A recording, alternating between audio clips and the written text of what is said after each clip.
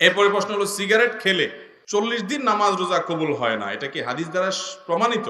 ধূমপানকারীর মুখ থেকে যে দুর্গন্ধ হয়, ধূমপানকারী নিজে যারা আছেন, আমি মাঝে মধ্যে বলি ভাই, নর্দমার কাছে ড্রেনের কাছে গিয়ে একটু ড্রেনের গন্ধটা শুকে, এরপর নিজের মুখের গন্ধটা শুকে দেখেন যে ওইটার চাইতে আপনার মুখের গন্ধ মারাত্মক।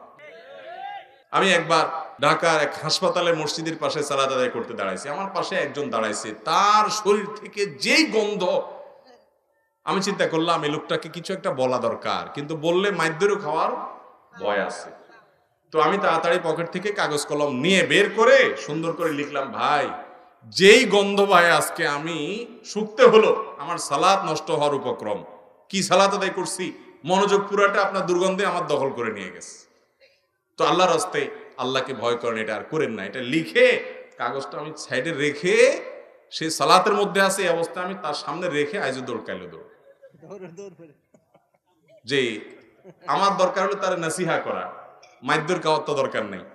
তো নাসিহার কাজ তো হয়ে গেছে, লিখে দিয়ে আসছে। ভাইরা আমার, যারা ধূমপান করেন তাদের মুখে এরকম বাজে অবস্থা তৈরি হয়। পৃথিবীতে ক্যান্সার এখন এত ব্যাপকভাবে ছড়াইছে, আমাদের দেশের কথা যদি আপনি বলেন, ঘরে ঘরে জনে জনে এখন পরিবারে পরিবারে ক্যান্সার। এবং ক্যান্সারের অন্যতম বড় কারণ হলো এই ধূমপান এবং জর্দা। পানের সাথে চাবায়া চাবায়া রকমারি জর্দা খায় না অনেক মুরব্বীরা?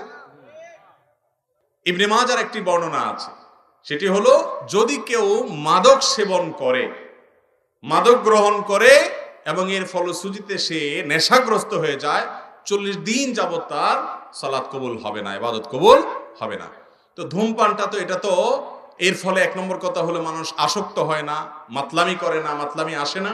দ্বিতীয় কথা হলো যে ধূমপান এমনিতে নাজায়েজ এবং গুনাহের কথা, সেটা নিয়ে কোনো সন্দেহ নাই, কিন্তু এটা এরকম না যে এটাকে মাদকের মধ্যে ফেলা যায় এবং এর কারণে আসকারা হাদিসে আসছে, শুধুমাত্র শারিবাল খামার না, মানে শারিবাল খামার বা আসকারা, পদ পান করলো এবং নেশাগ্রস্ত হয়ে গেল, তার 40 দিন ইবাদত কবুল হবে না। অতএব ধূমপানকারীর জন্য এটা প্রযোজ্য না, কিন্তু এর মানে এই না যে ধূমপান করা জায়েজ কাজ বা গুনাহ হবে না, এটাও অবশ্যই না জায়েজ এবং গুনাহের কথা। নোংরা একটা জিনিস এই ধূমপান, বিষপান, লেখাই আছে যেটা স্বাস্থ্যের জন্য ক্ষতিকর, তারপর আবার পয়সা দিয়ে কিনে খাই। আল্লাহ তাআলা আমাদেরকে বুঝার তৌফিক দান করুন। এই নোংরা জিনিস খাওয়া যাবে না ভাইরা। কিন্তু 40 দিন ইবাদত কবুল হওয়া না হওয়ার যে হাদিস, সেটা এই ধূমপানের ক্ষেত্রে ফিট হবে না। অনেক রাত হয়ে গেছে, আর দরকার আছে দিলে তো সারা রাত দেওয়া যাবে যেগুলো আছে। তো আপনারা অন্য কাজ সারেন না, অন্য কাজ না, আমি ওই যে ভাই আছেন, ভাই কথা বলবেন, অন্য আলেমরা আছেন। হ্যাঁ আচ্ছা, আর 2-4টা আমি বলি, এরপরে আমি ছেড়ে দিব, কারণ গভীর রাত পর্যন্ত মাহফিল, এটা সুন্নাহ বিরোধী কাজ। আমি সব জায়গায় এটা বিরুদ্ধে বলি, আবার দেখা যায় যে কোরআন সুন্নাহর কথা বলে, সহিহ হাদিসের কথা বলে আমরা এটার উপর আমল করতে পারি না। আমি ওই যে ময়মনসিংহ ত্রিশাল আমাকে এক জায়গায় মাহফিল নিয়ে গেছে, আমার চুক্তি ভাই 10টার ভিতরে আমার এই মঞ্চ থেকে নামাই দিবেন। আমার 10টা পরে আয়েশা বলতেছে, হুজুর আপনি এবার একটু খাওয়া দাওয়া করে রেস্ট করেন। আমি কেন, আপনার সবাই শেষে যাইতে হবে, তো আমরা ডেকে নেব। ঠিক 11টার পরে আসছে আমার ডাকার জন্য। তো ভাই, এটাতে কোনো সহি পদ্ধতি হলো না। সুন্নতের আমল যদি আমরা না করি, দুনিয়াতে কি করবে?